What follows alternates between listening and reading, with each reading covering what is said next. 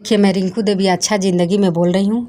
देखिए, कार्तिक मास कब शुरू हो रहा है, कब समाप्त हो रहा है 2021 में, इसके बारे में मैं संपूर्ण जानकारी दूंगी। क्या करना चाहिए, क्या नहीं करना चाहिए, इसके बारे में मैं बताऊंगी।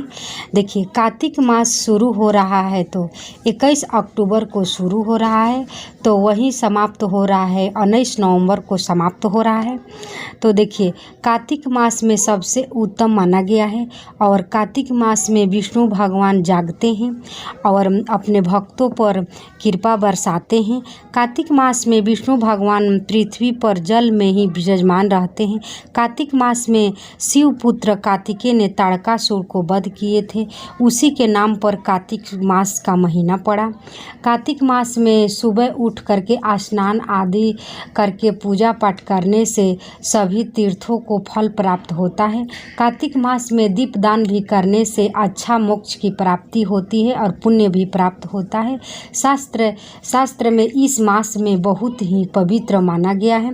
कार्तिक मास में कुछ ही कार्य किया जाता है, कुछ कार्य वर्जित होता है जो कि नहीं किया जाता है, उसके बारे में भी बताऊंगी।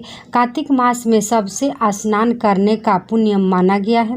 ज़्यादातर तो गंगा जल में स्नान करने से पुण्य माना गया है, लेकिन गंगा जल में ना स्नान करने का संभव नहीं है तो घर का पानी में ही गंगा जल मिलाकर स्नान करें और पूजा पाठ करें तो शुभ माना जाता है और तीर्थ का प्राप्ति होता है, मोक्ष का भी प्राप्ति होता है।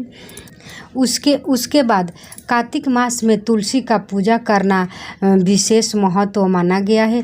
इसी महीने में तुलसी का पूजा करना सुख समृद्धि मिलता है। कार्तिक मास में गंगा जल में दीपदान करने से भी परंपरा है और माना जाता है और दीपदान करने से पुण्य का प्राप्त होता है, मोक्ष भी प्राप्त होता है।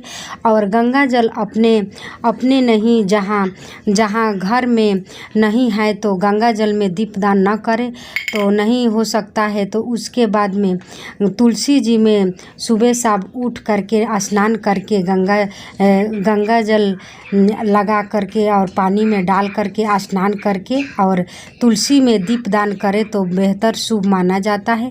कार्तिक मास में स्नान दान करने से सुख समृद्धि मिलती है, इसीलिए उगते हुए सूर्य को जल देना चाहिए और सभी देवी देवताओं को पूजा करने से सुख शांति मिलता है।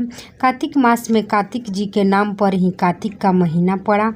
कार्तिक में पूजा करने से शुभ माना जाता है और दान पुण्य भी करने से मोक्ष की प्राप्ति होता है, पुण्य भी प्राप्ति होता है और तीर्थ का भी प्राप्ति होता है। मेरा वीडियो पसंद आए तो सब्सक्राइब कीजिए, लाइक कीजिए, कमेंट कीजिए। नमस्कार।